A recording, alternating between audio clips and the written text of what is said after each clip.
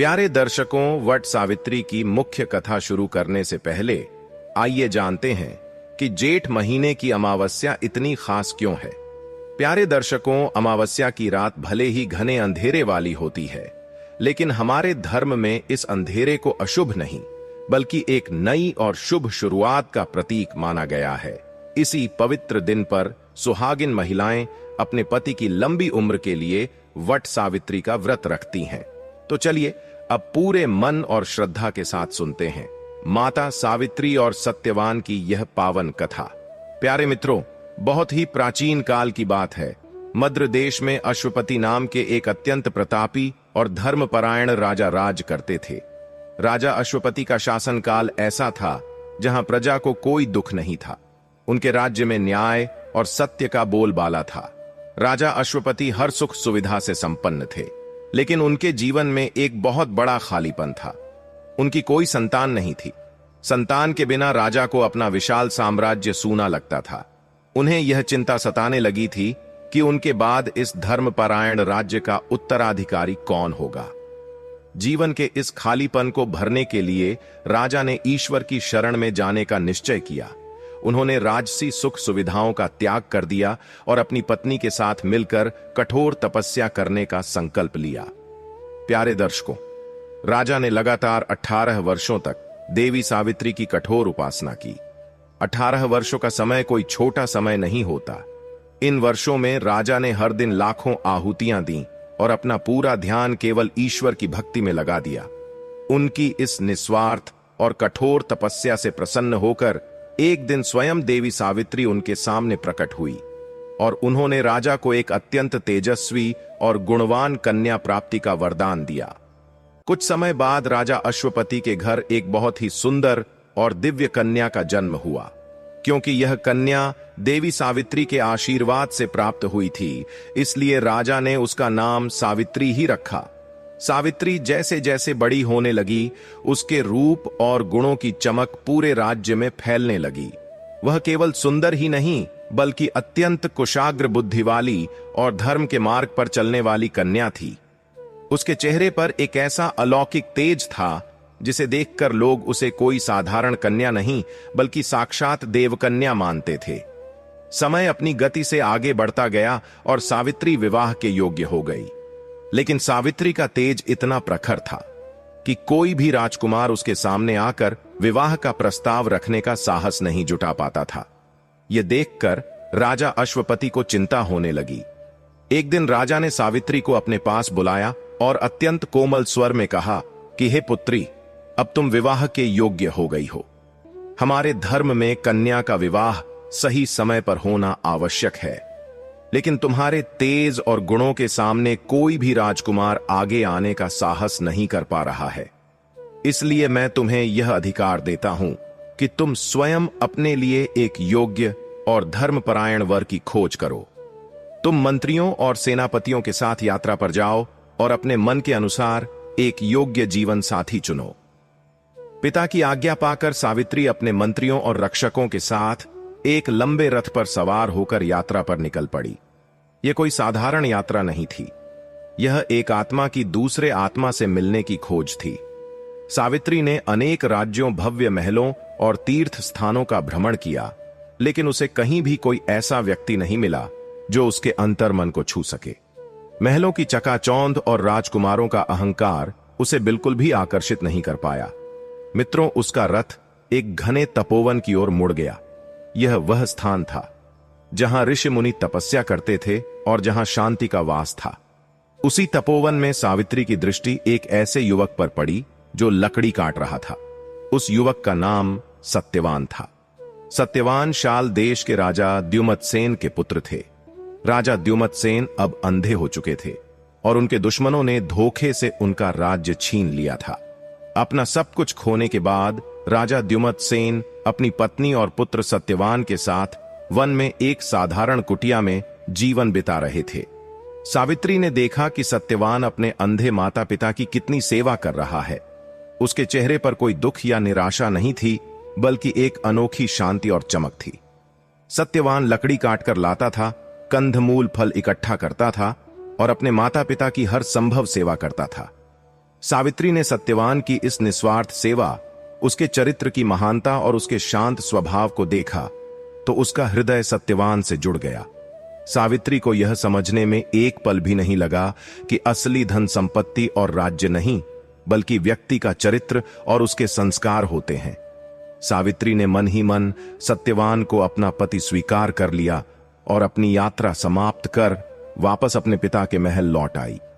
जब सावित्री अपने राज्य लौटी तो संयोग से उस समय देवर्षि नारद भी राजा अश्वपति के दरबार में उपस्थित थे। देवर्षि नारद तीनों लोकों के झाता थे। सावित्री ने अपने पिता और देवर्षि नारद को प्रणाम किया। राजा अश्वपति ने अपनी पुत्री से पूछा कि हे पुत्री, क्या तुमने अपने लिए किसी योग्य वर का चुनाव कर लिया है?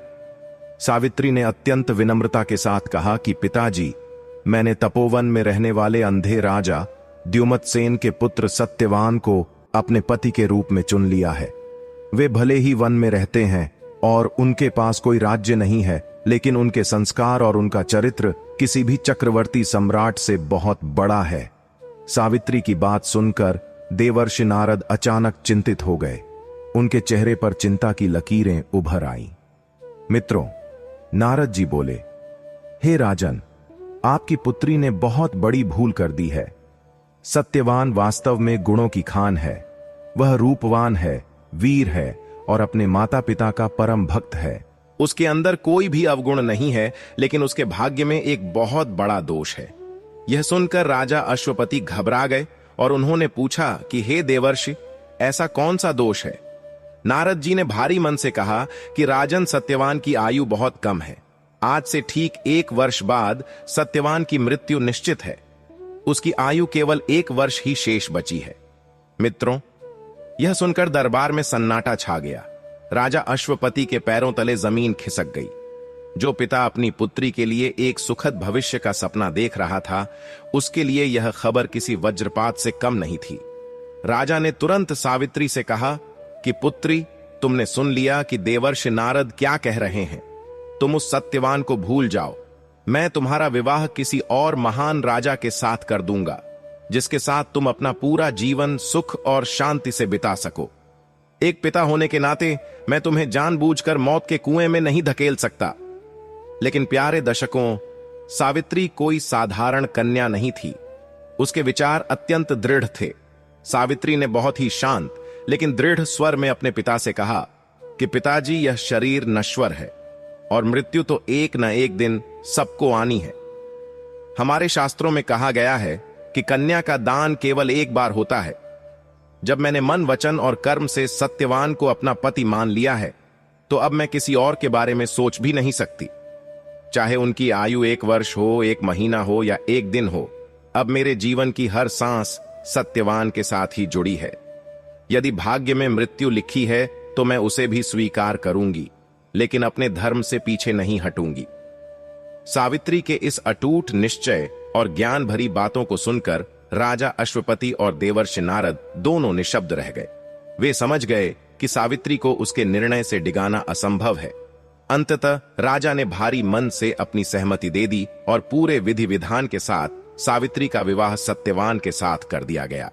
विवाह के बाद सावित्री ने अपने राजसी वस्त्र और सारे आभूषण महल में ही छोड़ दिए और एक साधारण तपस्विनी की तरह वलकल वस्त्र पहनकर अपने पति के साथ वन की ओर प्रस्थान किया। वन में पहुंचकर सावित्री ने अपने अंधे सास ससुर और पति की सेवा में अपना पूरा जीवन समर्पित कर दिया। वह सुबह जल्दी उठती, कुटिया की सफाई करती, भोजन बनाती और अपने सास ससुर की हर जरूरत का ध्यान रखती। सत्यवान के साथ उसका जीवन अत्यंत प्रेमपूर्ण और सुखमय बीत रहा था। लेकिन जैसे जैसे दिन बीत रहे थे, सावित्री के मन में एक अनजाना सा डर हमेशा बना रहता था। उसे देवर्षि नारद की वह बात हमेशा याद रहती थी कि सत्यवान की आयु केवल 1 वर्ष बची है। मित्रों, सावित्री हर दिन गिनती थी। वह बाहर से तो मुस्कुराती रहती थी, लेकिन अंदर ही अंदर उसका हृदय रोता रहता था। वह रात रात भर जागकर ईश्वर से अपने पति की लंबी आयु की प्रार्थना करती थी। समय पंख लगाकर उड़ता गया और वह समय भी नजदीक आ गया जब सत्यवान की मृत्यु में केवल 4 दिन बचे थे। सावित्री ने अपने पति की रक्षा के लिए एक अत्यंत कठिन संकल्प लिया। उसने व्रत का आरंभ किया। इस व्रत में 3 दिन और 3 रात तक बिना कुछ खाए पिए लगातार ईश्वर का ध्यान करना होता है। प्यारे दर्शकों, यह कोई साधारण व्रत नहीं था। सावित्री ने अन्न और जल का पूरी तरह से त्याग कर दिया और दिन रात केवल अखंड ध्यान में लीन रहने लगी। उसके सास ससुर उसे इतना कठोर व्रत करते देख बहुत ही ज्यादा चिंतित हो गए और उन्होंने सावित्री को समझाया कि वह इतना कठोर तप न करे। लेकिन सावित्री ने अत्यंत विनम्रता से कहा कि आप लोग मेरी चिंता न करें, मैं यह व्रत पूरी श्रद्धा से कर रही हूं और मुझे कुछ नहीं होगा। आखिरकार वह मनहूस दिन आ ही गया, जो सत्यवान की मृत्यु का दिन था। उस दिन सुबह से ही सावित्री का मन बेचैन था। वह जानती थी कि आज का दिन उसके जीवन का सबसे भारी दिन है। सुबह उठकर सावित्री ने अपने सास ससुर के चरण स्पर्श किए और उनका आशीर्वाद लिया। रोज की तरह सत्यवान जब अपनी कुल्हाड़ी लेकर जंगल में लकड़ी काटने के लिए जाने लगा तो सावित्री ने कहा कि हे स्वामी, आज मैं भी आपके साथ जंगल में चलूंगी। सत्यवान ने कहा कि सावित्री, जंगल का रास्ता बहुत दुर्गम है और तुमने पिछले 3 दिनों से कुछ भी नहीं खाया है। तुम्हारे शरीर में इतनी शक्ति नहीं है कि तुम जंगल के कठिन रास्तों पर चल सको। तुम यहीं कुटिया में रहकर विश्राम करो। लेकिन सावित्री ने जिद पकड़ ली। उसने कहा कि आपके साथ चलते हुए मुझे कोई थकान महसूस नहीं होगी। आपके दर्शन से ही मुझे ऊर्जा मिलती है। कृपा करके मुझे अपने साथ चलने की अनुमति दे दें। सावित्री का प्रेम देखकर सत्यवान मना नहीं कर पाया और उसने सावित्री को साथ चलने की अनुमति दे दी। दोनों सास ससुर से आज्ञा लेकर जंगल की ओर चल पड़े। मित्रों, जंगल का दृश्य बहुत ही सुंदर था। चारों ओर हरे भरे वृक्ष थे और पक्षियों की चहचहाहट गूंज रही थी। सत्यवान सावित्री को जंगल के अलग अलग पेड़ और फूल दिखाता हुआ आगे बढ़ रहा था। सावित्री बाहर से तो मुस्कुराकर सब देख रही थी, लेकिन उसका पूरा ध्यान केवल सत्यवान पर था। वह एक पल के लिए भी अपनी नजर सत्यवान से नहीं हटा रही थी। जंगल में पहुंचकर सत्यवान ने एक बड़े से पेड़ पर चढ़कर लकड़ी काटना शुरू किया। वह अब भी कुछ ही लकड़ियां काट पाया था कि अचानक उसके सिर में भयंकर पीड़ा होने लगी। ऐसा लगा मानो किसी ने उसके सिर पर प्रहार कर दिया हो। उसके हाथों से कुल्हाड़ी छूटकर गिर पड़ी। सत्यवान को चक्कर आने लगे और वह किसी तरह पेड़ से नीचे उतरा। उसने सावित्री से कहा कि सावित्री, मेरे सिर में बहुत तेज दर्द हो रहा है। मेरे अंगों से मेरी शक्ति जैसे गायब हो रही है। मुझे ऐसा लग रहा है जैसे मुझे नींद आ रही है। मैं कुछ देर सोना चाहता हूं। सावित्री यह सुनते ही समझ गई कि देवर्षि नारद की भविष्यवाणी सच होने का समय आ गया है। मृत्यु की घड़ी आ पहुंची थी। सावित्री ने तुरंत धरती पर बैठकर सत्यवान का सिर अपनी गोद में रख लिया।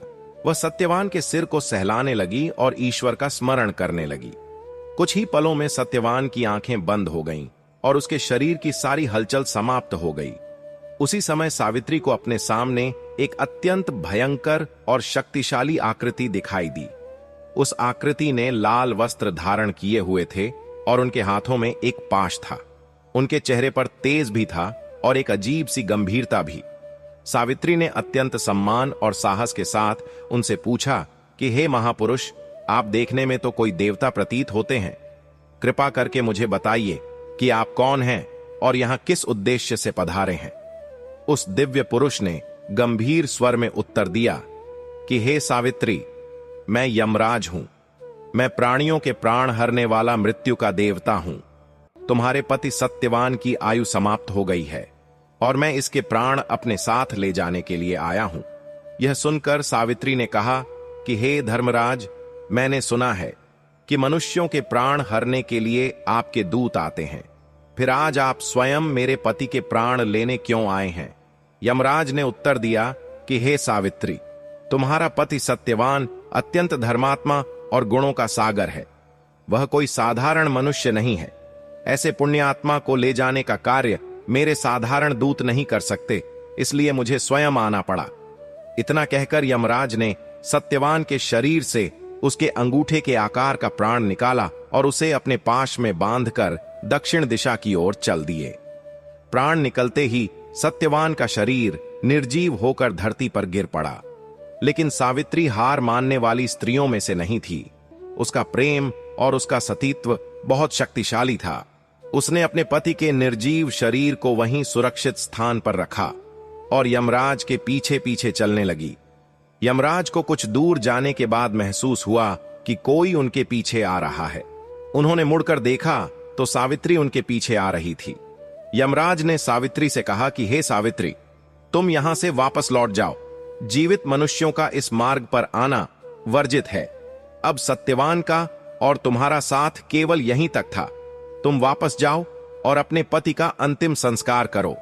यह विधि का विधान है जिसे कोई बदल नहीं सकता। यमराज की इन बातों को सुनकर सावित्री ने एक अत्यंत ज्ञानवर्धक और दार्शनिक उत्तर दिया। सावित्री बोली कि हे धर्मराज, मेरे पति जहां भी जाएंगे मैं भी उनके साथ ही जाऊंगी। यही एक पत्नी का सनातन धर्म है। शास्त्रों में कहा गया है कि जो व्यक्ति किसी के साथ 7 कदम भी साथ चल ले तो उनके बीच मित्रता का संबंध स्थापित हो जाता है। मैं तो आपके साथ इतने कदम चल चुकी हूं, इसलिए अब आप मेरे मित्र बन गए हैं और एक मित्र के नाते मैं आपसे कुछ कहना चाहती हूं। मनुष्य अपने ज्ञान, तप और धर्म से किसी भी कठिन मार्ग को पार कर सकता है। मैंने अपने जीवन में कभी सत्य और धर्म का साथ नहीं छोड़ा है, इसलिए मेरे लिए कोई भी मार्ग दुर्गम नहीं है। सावित्री के मुख से धर्म और ज्ञान की इतनी गहरी बातें सुनकर यमराज अत्यंत प्रसन्न हुए। वे मृत्यु के देवता थे, लेकिन वे धर्म के भी ज्ञाता थे। उन्होंने कहा कि हे सावित्री, तुम्हारे विचार बहुत ही शुद्ध और उच्च कोटि के हैं। मैं तुम्हारी बातों से बहुत प्रभावित हुआ हूं। तुम अपने पति के प्राणों को छोड़कर मुझसे कोई भी वरदान मांग लो, मैं तुम्हारी इच्छा अवश्य पूरी करूंगा। प्यारे दर्शकों, सावित्री अत्यंत चतुर और दूरदर्शी थी। उसने अवसर का लाभ उठाया और कहा कि हे धर्मराज, मेरे पति के माता पिता यानी मेरे सास ससुर वन में अंधे और असहाय जीवन बिता रहे हैं। कृपा करके आप उन्हें उनकी आंखों की रोशनी वापस दे दें और उन्हें शारीरिक रूप से स्वस्थ कर दें। यमराज ने तुरंत कहा, तथास्तु, ऐसा ही होगा। अब तुम यहां से वापस लौट जाओ। इतना कहकर यमराज फिर से आगे बढ़ने लगे, लेकिन सावित्री रुकी नहीं। वह फिर से यमराज के पीछे पीछे चलने लगी। यमराज ने फिर मुड़कर देखा और कहा कि सावित्री, तुम अभी भी मेरे पीछे आ रही हो। यह मार्ग बहुत कठिन है। तुम व्यर्थ में क्यों कष्ट उठा रही हो? सावित्री ने फिर से अत्यंत कोमल और ज्ञानवर्धक वाणी में कहा कि हे प्रभु, अपने पति के साथ चलने में मुझे कोई कष्ट महसूस नहीं हो रहा है। संतों और महापुरुषों की संगति कभी व्यर्थ नहीं जाती। आप तो साक्षात धर्मराज हैं। आपके साथ चलने से तो मुझे केवल पुण्य ही प्राप्त होगा। अच्छे लोगों के साथ की गई एक छोटी सी मुलाकात भी जीवन को सार्थक कर देती है। सावित्री की इन धर्मयुक्त बातों ने यमराज को एक बार फिर से अचंभित कर दिया। यमराज ने कहा कि तुम्हारी बातें मेरे हृदय को शांति प्रदान कर रही हैं। तुम अपने पति के प्राणों को छोड़कर मुझसे एक और वरदान मांग लो। सावित्री ने बिना समय गंवाए दूसरा वरदान मांगा। उसने कहा कि हे प्रभु, मेरे ससुर का राज्य उनके शत्रुओं ने छीन लिया है। कृपा करके आप उन्हें उनका राज्य वापस दिला दें और वे फिर से धर्म पूर्वक अपने राज्य का शासन कर सकें, ऐसा आशीर्वाद दें। यमराज ने प्रसन्न होकर कहा, तथास्तु, तुम्हारे ससुर को उनका खोया हुआ राज्य अवश्य मिल जाएगा। अब तुम यह वरदान पाकर वापस लौट जाओ। यमराज अपनी यात्रा पर आगे बढ़ चले। वे जैसे जैसे आगे बढ़ रहे थे, मार्ग और भी ज्यादा भयंकर और अंधकारमय होता जा रहा था, लेकिन सावित्री के कदमों में कोई रुकावट नहीं थी।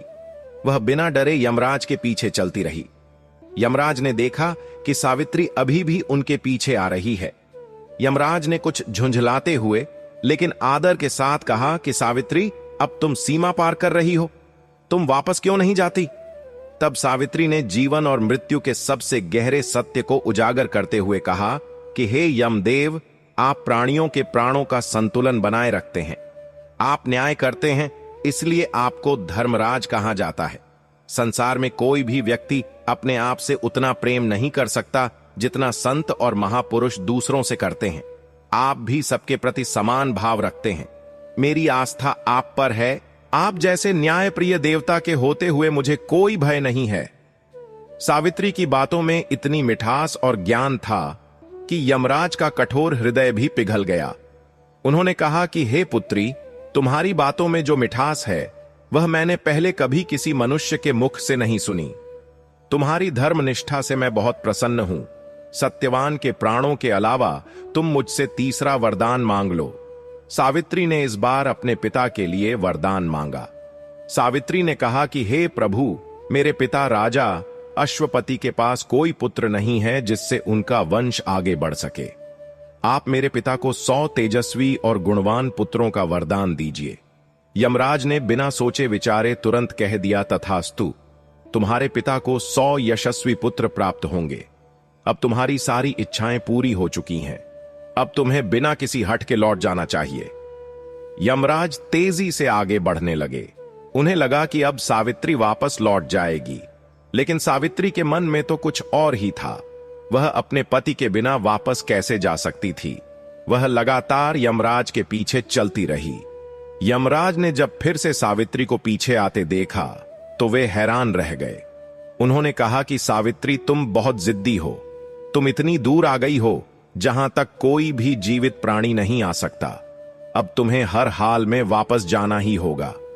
सावित्री ने मुस्कुराते हुए और अत्यंत शांत स्वर में कहा कि हे देव, मेरा मन और मेरे प्राण मेरे पति में बसते हैं। जहां मेरे पति हैं वहीं मेरा स्थान है। आपके दर्शन मात्र से ही जीवन धन्य हो जाता है। मैं आपके जैसे महान देवता के सानिध्य से दूर क्यों जाना चाहूंगी। जो लोग सत्य और धर्म के मार्ग पर चलते हैं वे कभी थकते नहीं हैं। प्यारे दर्शकों, यमराज अब सावित्री की भक्ति और उसके बुद्धिमत्ता के सामने नतमस्तक होने लगे थे। उन्होंने कहा कि सावित्री, तुमने मुझे अपनी बातों से पूरी तरह जीत लिया है। तुम्हारे जैसा ज्ञान और तुम्हारी जैसी निष्ठा तीनों लोकों में दुर्लभ है। मैं तुम्हें अंतिम वरदान देना चाहता हूं। तुम सत्यवान के प्राणों को छोड़कर जो चाहो मांग सकती हो। यह तुम्हारा अंतिम वरदान होगा। सावित्री को इसी पल का इंतजार था। उसने अपने ज्ञान और अपनी वाणी से उस परिस्थिति को पूरी तरह अपने पक्ष में कर लिया था।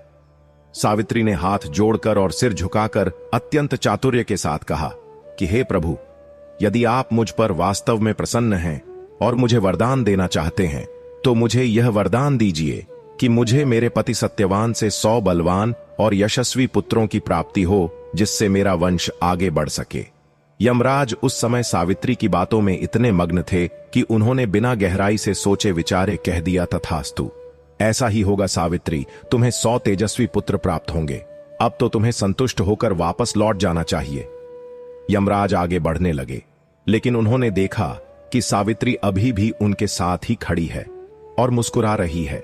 यमराज ने हैरानी से पूछा कि सावित्री, अब क्या बचा है? मैंने तुम्हें तुम्हारी इच्छा के अनुसार सारे वरदान दे दिए हैं। अब तुम अपने घर क्यों नहीं जाती?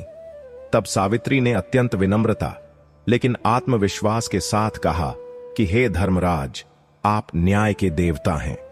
आपके मुख से निकले हुए शब्द कभी झूठे नहीं हो सकते। आपने मुझे यह वरदान दिया है कि मुझे मेरे पति सत्यवान से 100 पुत्र प्राप्त होंगे, लेकिन आपने मेरे पति के प्राण तो अपने पाश में बांध रखे हैं। सत्यवान के बिना मुझे पुत्र कैसे प्राप्त हो सकते हैं? मैं एक पतिव्रता नारी हूं और किसी अन्य पुरुष के बारे में सोच भी नहीं सकती।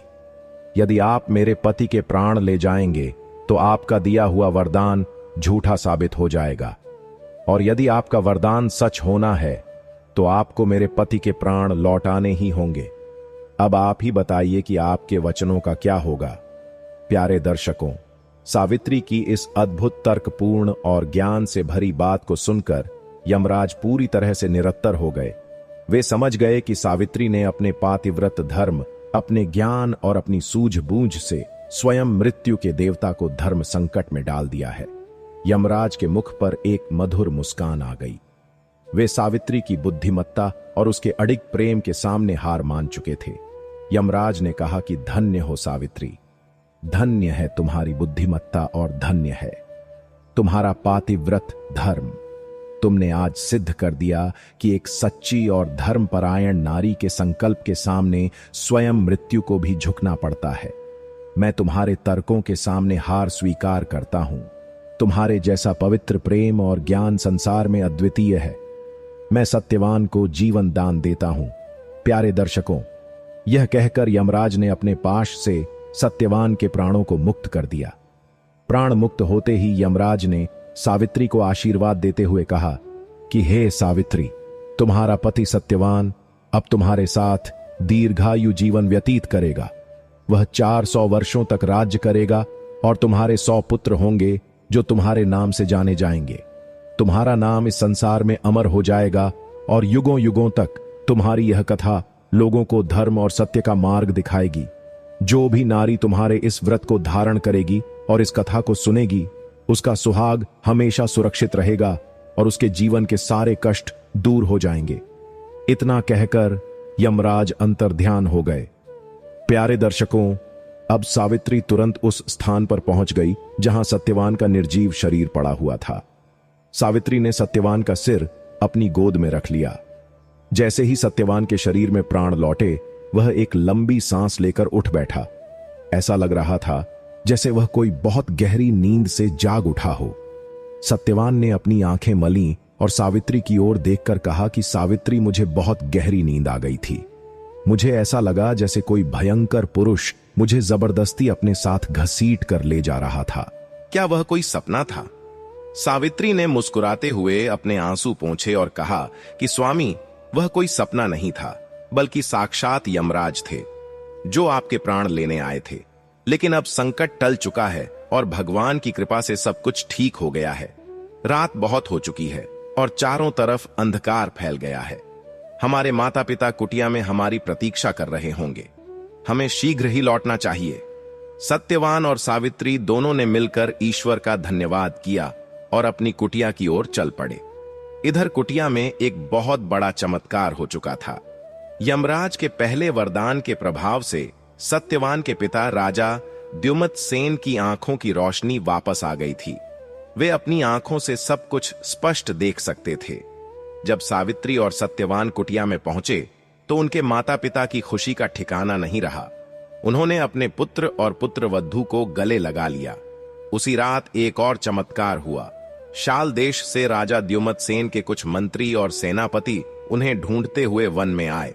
उन्होंने राजा को सूचना दी कि जिन शत्रुओं ने राज्य पर कब्जा किया था, उन्हें वहां की प्रजा ने विद्रोह करके मार भगाया है और अब पूरी प्रजा अपने सच्चे राजा द्युमत सेन को वापस सिंहासन पर बैठाना चाहती है। यह सुनकर सभी की आंखों में खुशी के आंसू आ गए। सावित्री के पतिव्रत धर्म और उसकी तपस्या के कारण एक ही दिन में उनके जीवन के सारे दुख हमेशा के लिए समाप्त हो गए।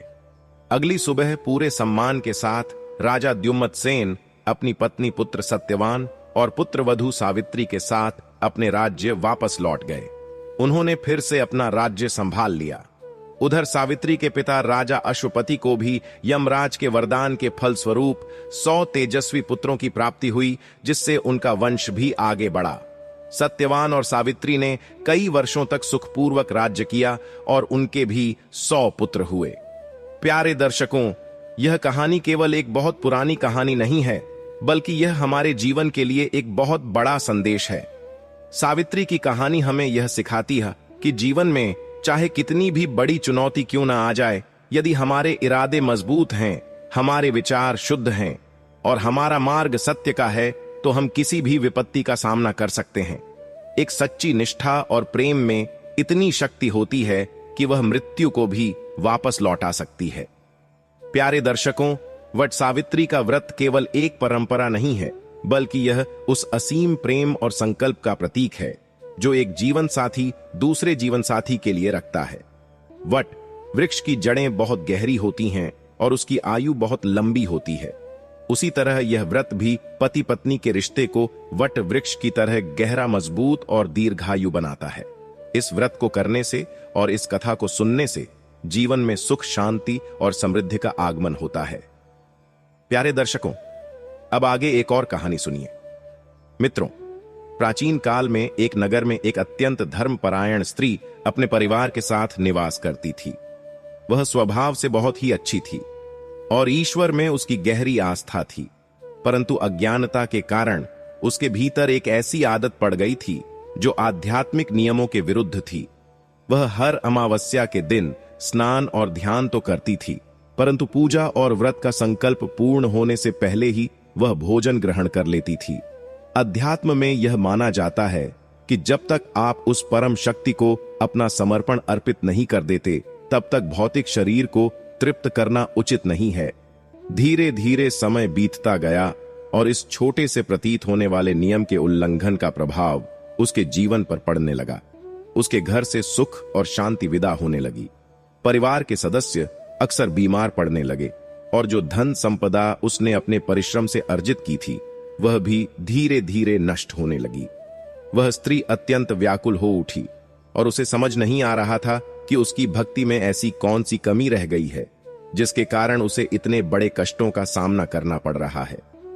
एक रात जब वह गहरी चिंता में डूबी हुई सो रही थी, तब अमावस माता ने उसके स्वप्न में प्रवेश किया। माता का स्वरूप अत्यंत शांत और करुणामयी था। उन्होंने उस व्याकुल स्त्री से कहा कि हे पुत्री, तुम्हारे जीवन में जो भी दुख और दरिद्रता आई है, वह किसी शाप का परिणाम नहीं है, बल्कि यह प्रकृति और अध्यात्म के उस नियम के उल्लंघन का परिणाम है जिसे तुमने अनजाने में तोड़ा है। अमावस्या का दिन पितरों और दैवीय शक्तियों के प्रति कृतज्ञता व्यक्त करने का दिन होता है।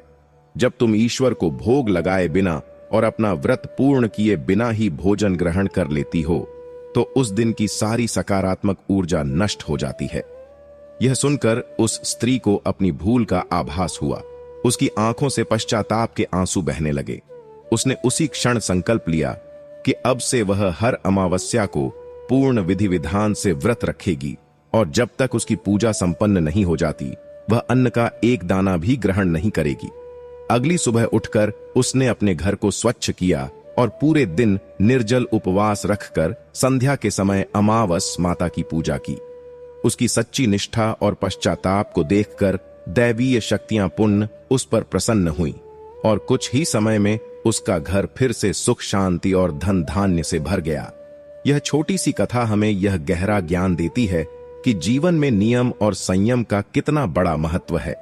विशेषकर जेठ मास की अमावस्या के दिन, जब प्रकृति में ऊर्जा का स्तर अत्यंत भिन्न होता है, तब किए गए संकल्प हमारे जीवन की दिशा को पूरी तरह से बदल सकते हैं। इसी जेठ मास की अमावस्या के दिन एक ऐसी ऐतिहासिक और आध्यात्मिक घटना घटी थी जिसने ब्रह्मांड के रचयिता ब्रह्मा जी के लिखे हुए विधान को भी चुनौती दे दी थी। यह कथा है देवी सुवर्णा और उनके पति धर्मवीर की। बहुत समय पहले की बात है। मद्र देश में एक अत्यंत न्यायप्रिय और धर्मनिष्ठ राजा राज्य करते थे, जिनका नाम धर्मपति था। राजा धर्मपति का जीवन हर प्रकार की सुख सुविधाओं से परिपूर्ण था। उनका राज्य धन धान्य से संपन्न था और उनकी प्रजा उनसे बहुत प्रेम करती थी। परंतु राजा के मन में एक गहरा दुख हमेशा बना रहता था। उनकी कोई संतान नहीं थी। संतान के अभाव में उनका विशाल महल उन्हें एक सूने जंगल के समान प्रतीत होता था। उन्होंने अपने जीवन में अनेक यज्ञ किए, दान पुण्य किए और कठोर तपस्या की। अंततः उनकी भक्ति से प्रसन्न होकर दैवीय शक्तियों ने उन्हें एक अत्यंत तेजस्वी कन्या का वरदान दिया। जब उस कन्या का जन्म हुआ तो उसके मुखमंडल पर ऐसा तेज था मानो साक्षात सूर्य की किरणें धरती पर उतर आई हों। राजा धर्मपति ने अपनी उस अत्यंत रूपवान और गुणवान पुत्री का नाम सुवर्णा रखा। सुवर्णा कोई साधारण कन्या नहीं थी। जैसे जैसे वह बड़ी हो रही थी, उसके भीतर का आध्यात्मिक ज्ञान और उसकी चेतना अपने चरम पर पहुंच रही थी। वह शास्त्रों में पारंगत थी और उसका व्यवहार इतना विनम्र और प्रभावशाली था कि जो भी उससे मिलता वह उसकी प्रशंसा किए बिना नहीं रह पाता था। समय अपनी गति से आगे बढ़ता गया और सुवर्णा विवाह के योग्य हो गई। उसके तेज और उसके ज्ञान के समक्ष कोई भी राजकुमार स्वयं को उसके योग्य नहीं पाता था। राजा धर्मपति अपनी पुत्री के विवाह को लेकर अत्यंत चिंतित रहने लगे। एक दिन उन्होंने सुवर्णा को अपने पास बुलाया और अत्यंत स्नेह से कहा कि हे पुत्री, तुम सर्वगुण संपन्न हो और तुम्हारी बुद्धि किसी भी महान ऋषि से कम नहीं है। मुझे तुम्हारे योग्य कोई वर नहीं मिल पा रहा है, इसलिए मैं तुम्हें यह अधिकार देता हूं कि तुम स्वयं अपने लिए एक योग्य जीवन साथी की खोज करो। अपने पिता की आज्ञा पाकर सुवर्णा अपने मंत्रियों और रक्षकों के साथ एक लंबी यात्रा पर निकल पड़ी। यह यात्रा केवल एक भौतिक यात्रा नहीं थी, बल्कि यह सुवर्णा की आत्मा की खोज थी। उसने अनेक राज्यों के दर्शन किए, विशाल जंगलों और पवित्र नदियों को पार किया और कई तपोवनों में जाकर ऋषियों का आशीर्वाद प्राप्त किया। इसी खोज के दौरान सुवर्णा का रथ एक अत्यंत शांत और पवित्र तपोवन से होकर गुजरा। वहां उसकी दृष्टि एक ऐसे युवक पर पड़ी जो लकड़ियां काट रहा था और साथ ही अपने वृद्ध और दृष्टिहीन माता पिता की अत्यंत श्रद्धा के साथ सेवा कर रहा था। उस युवक के मुख पर एक अजीब सी शांति और आंखों में असीम करुणा थी। उस युवक का नाम धर्मवीर था। धर्मवीर के पिता, जिनका नाम वीरसेन था, वह कभी एक अत्यंत संपन्न राज्य के राजा हुआ करते थे, परंतु उनके शत्रुओं ने छल से उनका राज्य छीन लिया था और उनकी आंखों की रोशनी भी चली गई थी। तब से पूरा परिवार इस तपोवन में एक साधारण और कष्टकारी जीवन व्यतीत कर रहा था। सुवर्णा ने जब धर्मवीर की मातृ पितृ भक्ति और उसके चरित्र की पवित्रता को देखा तो उसकी अंतरात्मा ने उसी क्षण यह स्वीकार कर लिया कि यही युवक उसका जीवन साथी है। बाहरी आभूषणों और राजसी वैभव से दूर उस तपोवन की धूल में लिपटे हुए धर्मवीर में सुवर्णा को वह परम सत्य दिखाई दिया जिसकी उसे तलाश थी। सुवर्णा ने मन ही मन धर्मवीर को अपना पति मान लिया और वह अपने पिता के महल की ओर लौट पड़ी। जब सुवर्णा अपने राज्य में वापस पहुंची तो उस समय राजा धर्मपति के दरबार में महान ज्ञानी देवगुरु पधारे हुए थे, जो भूत, भविष्य और वर्तमान तीनों कालों के झांता थे। राजा ने अपनी पुत्री से उसकी यात्रा का समाचार पूछा। सुवर्णा ने अत्यंत विनम्रता के साथ कहा कि पिताजी, मैंने तपोवन में निवास करने वाले वीरसेन के पुत्र धर्मवीर को अपने पति के रूप में चुन लिया है। सुवर्णा के मुख से धर्मवीर का नाम सुनते ही देवगुरु के चेहरे पर एक गहरी चिंता की लकीर खींच गई। वे एकदम से चौंक पड़े और उन्होंने राजा धर्मपति की ओर देखते हुए कहा कि हे राजन, आपकी पुत्री ने अनजाने में एक बहुत बड़ी भूल कर दी है। यद्यपि धर्मवीर गुणों की खान है, वह अत्यंत सत्यवादी है, धर्मात्मा है और बलवान भी है, परंतु उसके जीवन में एक बहुत बड़ा अभिशाप जुड़ा हुआ है। धर्मवीर अल्पायु है और आज से ठीक 1 वर्ष के बाद उसकी मृत्यु निश्चित है। देवगुरु के इन शब्दों ने जैसे पूरे दरबार में सन्नाटा ला दिया। राजा धर्मपति का हृदय दुख से भर गया और वे अपनी पुत्री की नियति को लेकर कांप उठे। राजा ने तुरंत अपनी पुत्री की ओर देखा और अत्यंत व्याकुल स्वर में कहा कि हे सुवर्णा, तुमने देवगुरु के वचन सुन लिए हैं। जिस व्यक्ति की आयु ही शेष नहीं है, उसके साथ विवाह करके तुम अपना पूरा जीवन अंधकार में धकेल दोगी। तुम इस विचार को त्याग दो और किसी अन्य योग्य राजकुमार को अपना जीवन साथी चुन लो। लेकिन सुवर्णा के भीतर कोई साधारण मनुष्य नहीं, बल्कि एक असीम शक्ति निवास कर रही थी। उसने अपने पिता की ओर देखा और अत्यंत शांत परंतु दृढ़ स्वर में कहा कि पिताजी, भारतीय संस्कृति में कन्याएं अपने पति का चुनाव केवल एक ही बार करती हैं। यह चुनाव केवल शरीर का नहीं, बल्कि आत्मा का होता है। मैंने अपने मन और अपनी आत्मा से धर्मवीर को अपना पति स्वीकार कर लिया है। अब चाहे वह अल्पायु हो या दीर्घायु, चाहे मेरे भाग्य में सुख लिखा हो या दुख, मैं अपने निर्णय से पीछे नहीं हट सकती। एक बार जो वचन दे दिया और जिसे मन में बसा लिया, अब वही मेरा परम सत्य है। प्यारे दर्शकों, सुवर्णा की इस निष्ठा और उसके आध्यात्मिक संकल्प को देखकर देवगुरु और राजा धर्मपति दोनों निशब्द रह गए। उन्हें यह आभास हो गया कि सुवर्णा के इस निर्णय के पीछे कोई बहुत बड़ी दैवीय योजना छिपी हुई है। अंततः राजा ने अपनी पुत्री की इच्छा के आगे समर्पण कर दिया और पूरे विधि विधान के साथ सुवर्णा और धर्मवीर का विवाह संपन्न करा दिया गया। विवाह के पश्चात सुवर्णा अपने राजसी वस्त्रों और आभूषणों को त्याग कर एक साधारण तपस्विनी के रूप में अपने ससुराल अर्थात उस तपोवन में आ गई। एक राजकुमारी जिसने अपना पूरा जीवन महल की सुख सुविधाओं में बिताया था, अब वह एक साधारण कुटिया में रह रही थी। वह सुबह सबसे पहले उठती, अपने अंधे सास ससुर की सेवा करती, जंगल से लकड़ियां और कंदमूल इकट्ठा करने में अपने पति की सहायता करती और घर का सारा काम संभालती। उसकी सेवा और उसके प्रेम से उसके सास ससुर और पति अत्यंत प्रसन्न थे। बाहर से देखने पर सुवर्णा का जीवन बहुत ही शांत और सुखी लग रहा था, परंतु उसके भीतर ही भीतर एक बहुत बड़ा युद्ध चल रहा था। देवगुरु द्वारा बताई गई मृत्यु की वह तिथि हर दिन उसके करीब आ रही थी। सुवर्णा हर रात आसमान के तारों को देखकर उस दिन की गणना करती जब उसके पति के प्राण उससे छीन लिए जाने वाले थे। उसका मन भयभीत होता था, परंतु उसने अपने इस दुख को कभी भी अपने चेहरे पर नहीं आने दिया। उसने अपने पति और अपने सास ससुर को इस भयंकर सत्य की भनक तक नहीं लगने दी। जब धर्मवीर की मृत्यु का दिन केवल 3 दिन दूर रह गया, तब सुवर्णा ने अपने भीतर की सारी शक्तियों को जागृत करने का निर्णय लिया। उसने एक अत्यंत कठोर उपवास आरंभ कर दिया। उसने अन्न और जल दोनों का त्याग कर दिया। लगातार 3 दिन और 3 रात तक वह बिना कुछ खाए पिए ध्यान में लीन रही। उसने अपने मन को इतना एकाग्र कर लिया था कि अब कोई भी भौतिक कष्ट उसे विचलित नहीं कर सकता था।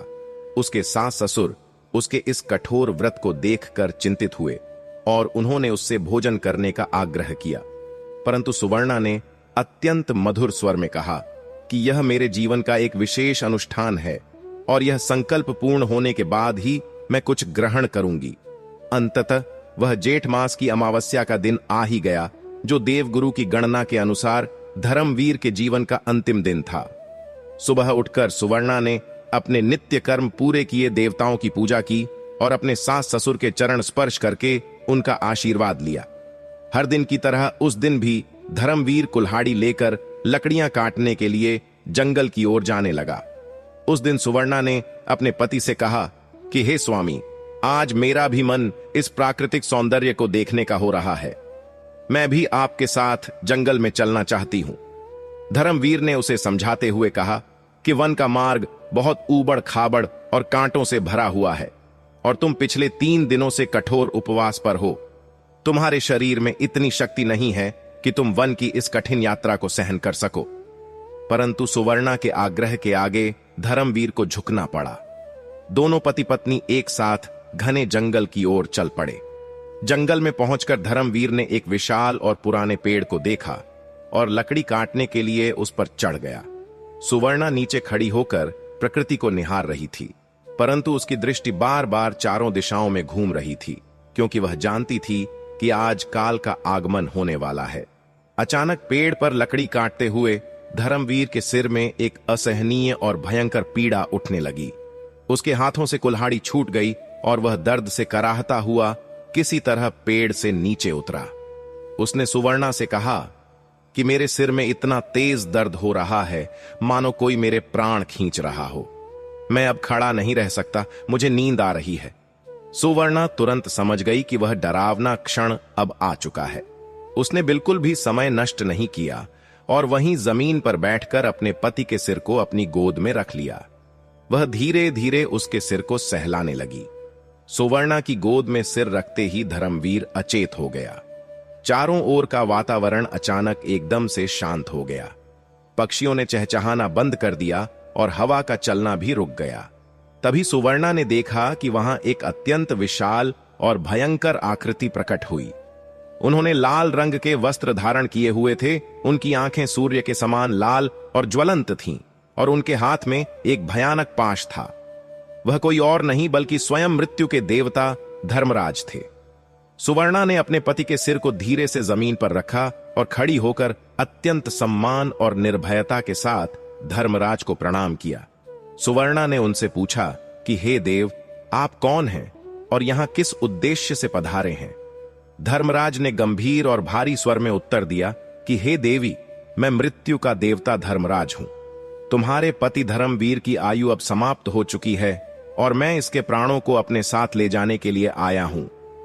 सुवर्णा ने अत्यंत संयम के साथ पूछा कि हे प्रभु, साधारण मनुष्यों के प्राण हरने के लिए तो आपके दूत आते हैं, फिर आज ऐसा क्या कारण है कि आपको स्वयं इस मृत्युलोक में आना पड़ा? धर्मराज ने सुवर्णा की ओर देखते हुए कहा कि हे पतिव्रता स्त्री, तुम्हारा पति कोई साधारण मनुष्य नहीं है। यह अत्यंत धर्मात्मा और पवित्र आत्मा है। ऐसे महान और सत्यवादी मनुष्य के प्राण हरने का अधिकार मेरे दूतों के पास नहीं है, इसलिए मुझे स्वयं आना पड़ा है।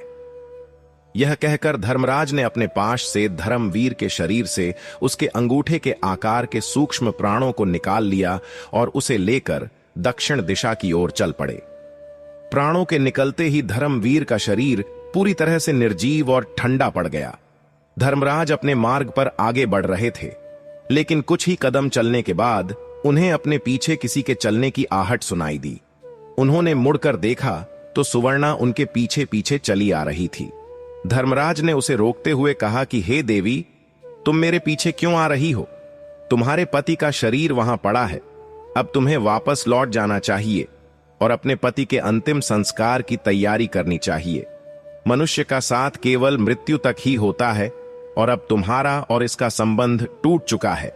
यह प्रकृति का कठोर नियम है और तुम्हें इसे स्वीकार करना ही होगा। परंतु सुवर्णा बिल्कुल भी विचलित नहीं हुई। उसने अत्यंत मधुर परंतु ज्ञान से भरे हुए शब्दों में धर्मराज से कहा कि हे प्रभु, शास्त्रों में यह विधान है कि जहां पति जाता है वहीं पत्नी को भी जाना चाहिए। मैंने अग्नि को साक्षी मानकर इनके साथ 7 फेरे लिए थे और यह वचन दिया था कि हर मार्ग पर मैं इनके साथ चलूंगी। जब मेरे पति आपके साथ जा रहे हैं तो मेरा भी धर्म है कि मैं उनके पीछे पीछे आऊं। मेरी तपस्या और मेरे पतिव्रत धर्म के प्रभाव से इस ब्रह्मांड का कोई भी मार्ग मेरे लिए दुर्गम नहीं है। सुवर्णा की इस धर्मनिष्ठ वाणी और उसके तार्किक ज्ञान को सुनकर धर्मराज अत्यंत प्रभावित हुए। मृत्यु का देवता, जिसका सामना करने से बड़े बड़े देवता और दानव भी कांप उठते थे, आज एक साधारण स्त्री के आध्यात्मिक ज्ञान के सामने आश्चर्यचकित था। धर्मराज ने सुवर्णा के धैर्य की परीक्षा लेते हुए और उसे वापस भेजने के उद्देश्य से कहा कि हे देवी, मैं तुम्हारी निष्ठा और तुम्हारे ज्ञान से अत्यंत प्रसन्न हूं। तुम अपने पति के प्राणों को छोड़कर मुझसे कोई भी वरदान मांग सकती हो। मैं तुम्हें वह वरदान अवश्य दूंगा। सुवर्णा, जो एक अत्यंत चतुर और दूरदर्शी स्त्री थी, उसने तुरंत अपने सास ससुर के दुख का स्मरण किया। उसने हाथ जोड़कर कहा कि हे प्रभु, यदि आप मुझ पर प्रसन्न हैं तो कृपया मेरे सास ससुर जो वन में अंधे होकर कष्ट भोग रहे हैं, उनकी आंखों की दिव्य ज्योति उन्हें वापस लौटा दें ताकि वे फिर से इस संसार को देख सकें। धर्मराज ने तुरंत कहा कि तथास्तु, ऐसा ही होगा। अब तुम्हारी इच्छा पूरी हो गई है, इसलिए अब तुम यहां से लौट जाओ और अपना जीवन व्यतीत करो। यह कहकर धर्मराज फिर से अपने मार्ग पर आगे बढ़ने लगे, लेकिन सुवर्णा कहां रुकने वाली थी। वह अपनी उसी शांत गति से धर्मराज के पीछे पीछे चलती रही। कुछ दूर चलने के बाद धर्मराज ने फिर से मुड़कर देखा और थोड़ा झुंझलाते हुए कहा कि हे देवी, तुम अभी भी मेरे पीछे आ रही हो। तुम समझ क्यों नहीं रही हो कि जीवित मनुष्य मृत्यु के मार्ग पर नहीं चल सकते? तुम वापस जाओ। सुवर्णा ने फिर से अत्यंत विनम्रता के साथ कहा कि हे प्रभु, संतों और ज्ञानी पुरुषों का साथ कभी भी व्यर्थ नहीं जाता। आपके जैसे धर्म के ध्याता के साथ चलना मेरे लिए कोई कष्ट नहीं, बल्कि एक सौभाग्य है। सत्संग से मनुष्य की आत्मा पवित्र होती है और मैं आपके साथ इसी सत्संग के आनंद में चली आ रही हूं। सुवर्णा की इन गूढ़ और आध्यात्मिक बातों ने धर्मराज को पूरी तरह से बांध लिया था। वे उसके ज्ञान से मुग्ध हो गए और उन्होंने कहा कि हे सुवर्णा, तुम्हारी बातें मेरे हृदय को बहुत प्रिय लग रही हैं। तुम अपने पति के प्राणों को छोड़कर मुझसे एक और वरदान मांग लो। सुवर्णा ने इस अवसर का लाभ उठाते हुए कहा कि हे देव, मेरे ससुर का राज्य उनके शत्रुओं ने छल से छीन लिया है। मैं आपसे यह वरदान मांगती हूं कि मेरे ससुर को उनका खोया हुआ विशाल राज्य और उनका पूरा सम्मान वापस मिल जाए। धर्मराज ने मुस्कुराते हुए कहा कि तथास्तु, मैंने तुम्हारे ससुर को उनका राज्य वापस लौटा दिया है। अब तो तुम पूर्ण रूप से संतुष्ट हो गई होगी। अब बिना समय नष्ट किए तुम वापस लौट जाओ। धर्मराज फिर से यमलोक की ओर बढ़ने लगे। उन्होंने सोचा कि अब सुवर्णा वापस चली गई होगी, परंतु जब उन्होंने पीछे मुड़कर देखा तो सुवर्णा अपनी पूरी दृढ़ता के साथ उनके पद चिन्हों पर चली आ रही थी। अब धर्मराज के लिए यह एक बहुत बड़ी परीक्षा बन गई थी। उन्होंने सुवर्णा से कहा कि हे देवी, तुम बार बार विधि के विधान को चुनौती दे रही हो। तुम मुझसे कोई भी वरदान मांगो, लेकिन मेरे पीछे मत आओ। सुवर्णा ने अत्यंत बुद्धिमानी से कहा कि हे प्रभु, मेरे पिता राजा धर्मपति की कोई और संतान नहीं है। मेरे ससुराल जाने के बाद वे बिल्कुल अकेले पड़ गए हैं। कृपया उन्हें 100 गुणवान और बलवान पुत्रों की प्राप्ति का वरदान दें, ताकि उनके राज्य का विस्तार हो और उनकी वंश परंपरा आगे बढ़ सके। धर्मराज ने बिना सोचे विचारे तुरंत कह दिया कि तथास्तु, तुम्हारे पिता को 100 यशस्वी पुत्रों की प्राप्ति होगी। अब तुम मुझसे और कुछ मत मांगना और तुरंत यहां से वापस लौट जाना।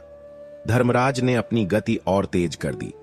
वे जानते थे कि अगर यह स्त्री इसी तरह तर्कों और ज्ञान की बातें करती रही तो उनके लिए आगे बढ़ना कठिन हो जाएगा।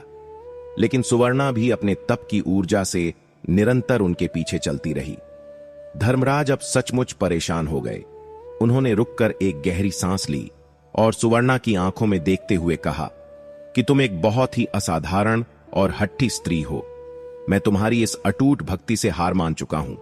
मैं तुम्हें एक अंतिम वरदान देता हूं। तुम अपने पति के प्राणों को छोड़कर जो चाहो मांग सकती हो और उसके बाद तुम्हें हर हाल में वापस लौटना ही पड़ा होगा। सुवर्णा ने अपने हाथों को जोड़ा, अपनी आंखें बंद की और अपने संपूर्ण नारीत्व और आध्यात्मिक बल को एकत्रित करते हुए कहा कि हे धर्म के रक्षक, हे न्याय के देवता, यदि आप मुझ पर वास्तव में कृपा करना चाहते हैं तो मुझे यह वरदान दीजिए कि मैं अपने पति धर्मवीर से 100 तेजस्वी पराक्रमी और यशस्वी पुत्रों की माता बनूं और वे पुत्र हमारे कुल का नाम पूरे ब्रह्मांड में रोशन करें। धर्मराज, जो उस समय सुवर्णा की भक्ति और उसके पीछे आने की जिद से जल्दबाजी में थे, उन्होंने बिना परिणामों पर विचार किए तुरंत कह दिया कि तथास्तु, हे देवी, तुम्हें 100 यशस्वी पुत्रों की प्राप्ति होगी। तुम्हारा यह वरदान अवश्य फलीभूत होगा। यह कहकर धर्मराज जैसे ही आगे बढ़ने लगे, सुवर्णा वहीं खड़ी हो गई। उसने अब धर्मराज का पीछा करना छोड़ दिया। उसने जोर से और अत्यंत आत्मविश्वास के साथ पुकारते हुए कहा कि हे प्रभु, अब आप मेरे पति के प्राणों को लेकर कैसे जा सकते हैं? आपने अभी अभी मुझे वरदान दिया है कि मैं 100 पुत्रों की माता बनूंगी, और वो भी अपने पति धर्मवीर के द्वारा। एक पतिव्रता स्त्री होने के नाते मैं किसी अन्य पुरुष के बारे में सोच भी नहीं सकती। यदि आप मेरे पति को अपने साथ ले जाएंगे तो आपका दिया हुआ वह वरदान झूठा हो जाएगा, और यदि आपका वरदान सच्चा है तो आपको मेरे पति के प्राणों को इसी क्षण वापस लौटाना पड़ा होगा। सुवर्णा के इन तीक्ष्ण शब्दों को सुनकर धर्मराज के कदम वहीं ठिठक गए।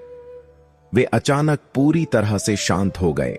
उन्होंने सुवर्णा के इस बुद्धि चातुर्य और उसके पतिव्रत धर्म की असीम शक्ति का विश्लेषण किया। उन्हें यह आभास हो गया कि सुवर्णा ने अपने तप, प्रेम और अपनी बुद्धि के बल पर साक्षात काल को एक ऐसे धर्म संकट में फंसा दिया है जहां से निकलने का एकमात्र मार्ग धर्मवीर को जीवन दान देना ही है। धर्मराज का हृदय इस महान स्त्री के प्रति आदर और सम्मान से भर गया। उनके चेहरे पर एक सौम्य मुस्कान आ गई। उन्होंने कहा कि हे देवी सुवर्णा, तुम धन्य हो। तुमने अपने ज्ञान, अपनी निष्ठा और अपने पति के प्रति अपने निस्वार्थ प्रेम से मृत्यु के देवता को भी पराजित कर दिया है। तुमने यह सिद्ध कर दिया है कि जहां सच्चा प्रेम और पवित्र धर्म होता है, वहां मृत्यु को भी अपना मार्ग बदलना पड़ता है। मैं तुम्हारी इस महानता के समक्ष नतमस्तक हूं। प्यारे दर्शकों, यह कहकर धर्मराज ने अपने पाश को ढीला किया और धर्मवीर के उन सूक्ष्म प्राणों को मुक्त कर दिया। उन्होंने सुवर्णा को आशीर्वाद देते हुए कहा कि तुम्हारा पति अब एक दीर्घायु जीवन प्राप्त करेगा। तुम दोनों अनेक वर्षों तक सुख और समृद्धि के साथ अपना जीवन व्यतीत करोगे। आज से यह पूरा ब्रह्मांड तुम्हारी इस गाथा को युगों युगों तक याद रखेगा। तुम्हारा यह कृत्य आने वाले समय में हर स्त्री के लिए एक प्रेरणा बनेगा। धर्मराज के इतना कहते ही वे वहां से अंतर्ध्यान हो गए। सुवर्णा का हृदय खुशी और कृतज्ञता से भर गया। वह तुरंत दौड़ती हुई उसी विशाल पेड़ के पास पहुंची जहां उसके पति का निर्जीव शरीर पड़ा हुआ था। उसने अत्यंत प्रेम से धर्मवीर के शरीर की परिक्रमा की और उसके सिर को फिर से अपनी गोद में रख लिया। जैसे ही प्राणों ने धर्मवीर के शरीर में फिर से प्रवेश किया, उसके शरीर में गर्माहट आने लगी। उसने एक गहरी सांस ली और अपनी आंखें खोल दी। धर्मवीर ने उठते हुए कहा कि मुझे ऐसा लग रहा है जैसे मैं एक बहुत ही लंबी और गहरी नींद से जागा हूं। मैंने एक बहुत ही भयानक स्वप्न देखा जिसमें एक लाल वस्त्रों वाला पुरुष मुझे कहीं दूर ले जा रहा था। प्यारे दर्शकों, सुवर्णा ने मुस्कुराते हुए और अपनी आंखों में आए खुशी के आंसुओं को पोंछते हुए कहा कि वह कोई स्वप्न नहीं था स्वामी, लेकिन अब सब कुछ ठीक हो गया है। बीता हुआ समय एक बुरा सपना था जिसे हमने पीछे छोड़ दिया है। अब हमें घर लौटना चाहिए क्योंकि हमारे माता पिता हमारी प्रतीक्षा कर रहे होंगे। जब सुवर्णा और धर्मवीर अपने आश्रम की ओर लौट रहे थे तो रास्ते में ही उन्हें बहुत बड़ा आश्चर्य हुआ। उन्होंने देखा कि उनके अंधे सांस ससुर की आंखों की रोशनी पूरी तरह से वापस आ गई है। वे अपने बेटे और बहू को देखकर भावुक हो गए और उन्हें गले लगा लिया। उसी समय तपोवन में उनके पुराने राज्य के मंत्री और सेनापति भी आ पहुंचे। उन्होंने वीरसेन को यह शुभ समाचार दिया कि जिस शत्रु ने छल से उनका राज्य छीना था उसका अंत हो चुका है और प्रजा अपने असली राजा को वापस बुला रही है। यह सब देखकर धर्मवीर को एहसास हुआ कि यह सब सुवर्णा के उस महान व्रत और उसकी तपस्या का ही परिणाम है। कुछ ही समय में वे सभी अपने राज्य में वापस लौट गए और वीरसेन ने फिर से अपना सिंहासन ग्रहण कर लिया। इसके बाद राजा धर्मपति को भी सुवर्णा द्वारा मांगे गए वरदान के प्रभाव से 100 पराक्रमी पुत्रों की प्राप्ति हुई।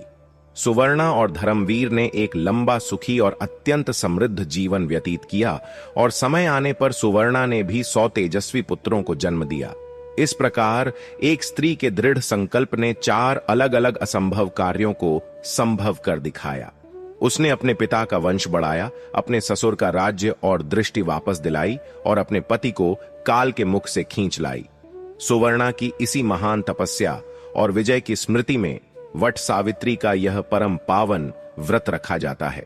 जेठ मास की अमावस्या के दिन इस व्रत को करने का जो विधान और आध्यात्मिक दृष्टिकोण है।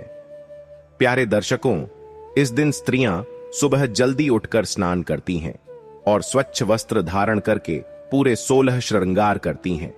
यह श्रृंगार भौतिक दिखावे के लिए नहीं बल्कि उस अखंड सौभाग्य का प्रतीक है जिसकी वे ईश्वर से कामना करती हैं। इस व्रत में वट वृक्ष अर्थात बरगद के पेड़ का सबसे अधिक महत्व होता है। अध्यात्म और आयुर्वेद दोनों में बरगद के पेड़ को अमृता और दीर्घायु का प्रतीक माना गया है। इसकी जड़ें गहराई तक जाती हैं और इसके तने से निकलने वाली जटाएं धरती को छूकर फिर से एक नया पेड़ बन जाती हैं। बरगद का पेड़ कभी भी आसानी से नष्ट नहीं होता, यह पीढ़ियों तक खड़ा रहता है। इसी प्रकार एक स्त्री जब बरगद के पेड़ की पूजा करती है तो वह प्रकृति से यह प्रार्थना करती है कि जैसे यह वट वृक्ष स्थिर और अमर है वैसे ही उसके पति की आयु भी लंबी हो और उनके परिवार का विस्तार भी इसी वृक्ष की शाखाओं की तरह निरंतर बढ़ता रहे। स्त्रियां इस दिन वट वृक्ष के नीचे बैठकर ब्रह्मा, विष्णु और महेश का ध्यान करती हैं। वे वृक्ष की जड़ों में जल और कच्चा दूध अर्पित करती हैं, जो इस बात का प्रतीक है कि वे अपने परिवार की जड़ों को अपने प्रेम और समर्पण से सींच रही हैं। इसके बाद वे वट वृक्ष के चारों ओर परिक्रमा करते हुए कच्चा सूत या कलावा लपेटती हैं। यह कच्चा सूत देखने में बहुत ही कमजोर होता है जिसे आसानी से तोड़ा जा सकता है, परंतु जब इसे कई बार पेड़ के चारों ओर लपेट दिया जाता है तो यह एक ऐसा मजबूत रक्षा कवच बन जाता है जिसे काटना असंभव हो जाता है। यह सूत पति और पत्नी के उस पवित्र बंधन का प्रतीक है जो विश्वास, प्रेम और समर्पण से जुड़ा होता है। 108 बार परिक्रमा करने के पीछे भी एक गहरा रहस्य है। 108 की संख्या ब्रह्मांड की पूर्णता और चेतना की सर्वोच्च अवस्था का प्रतिनिधित्व करती है। हर एक परिक्रमा के साथ स्त्रियां अपने मन में यह संकल्प दोहराती हैं कि वे हर सुख और दुख में अपने परिवार के साथ खड़ी रहेंगी। इस पूजा में भिगोए हुए काले चने का भी विशेष उपयोग होता है।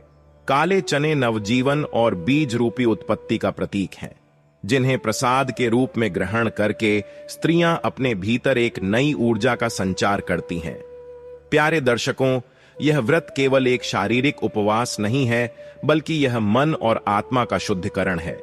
जो स्त्री इस व्रत को पूरी श्रद्धा और विश्वास के साथ करती है उसके जीवन में कोई भी संकट अधिक समय तक नहीं टिक सकता। यह कथा हमें यह सिखाती है कि जीवन में कितनी भी बड़ी चुनौती क्यों ना आ जाए, यदि आपका अपनी सत्यता पर, अपनी निष्ठा पर पूर्ण विश्वास है तो आपको दुनिया की कोई भी ताकत पराजित नहीं कर सकती।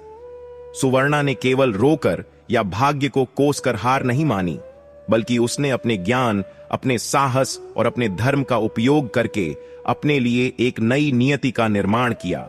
आज के इस आधुनिक युग में जहां रिश्ते बहुत जल्दी टूट जाते हैं, जहां समर्पण का भाव कम होता जा रहा है, वहां यह व्रत हमें याद दिलाता है कि परिवार को एक साथ बांध कर रखने वाली डोर बहुत ही नाजुक होती है, जिसे केवल निस्वार्थ प्रेम और एक दूसरे के प्रति गहरे सम्मान से ही मजबूत किया जा सकता है। प्यारे दर्शकों, इस अलौकिक ज्ञान को और इस अत्यंत शक्तिशाली कथा को केवल अपने तक सीमित न रखें। यह ब्रह्मांड का नियम है कि जो भी शुभ और आध्यात्मिक ऊर्जा हम दूसरों के साथ बांटते हैं, वह कई गुना बढ़कर हमारे पास वापस लौटती है। जब आप इस पवित्र कथा को अपने प्रियजनों, अपने मित्रों और अपने परिवार के साथ शेयर करते हैं, तो आप अनजाने में ही उनके जीवन में भी एक सकारात्मक किरण का संचार करते हैं। हो सकता है कोई व्यक्ति अपने जीवन में बहुत निराश हो और सुवर्णा के इस साहस की कथा को सुनकर उसे अपनी समस्याओं से लड़ने की एक नई शक्ति मिल जाए। प्यारे दर्शकों, अब अंत में हम यही समझाना चाहते हैं कि यह कहानी हमें जेठ महीने की अमावस्या पर रखे जाने वाले वट सावित्री व्रत का असली महत्व समझाती है। माता सावित्री और सुवर्णा की कथाओं से हमने देखा कि जब यमराज उनके पतियों के प्राण लेने आए, तो इन पतिव्रता स्त्रियों ने हार नहीं मानी। उन्होंने अपने सच्चे प्रेम, तप और ज्ञान भरी बातों से यमराज का रास्ता रोक लिया। अपनी गजब की सूझबूझ से उन्होंने न सिर्फ अपने अंधे सास ससुर की आंखें और उनका राज्य वापस पाया, बल्कि अपने पिता के लिए भी वरदान मांगा।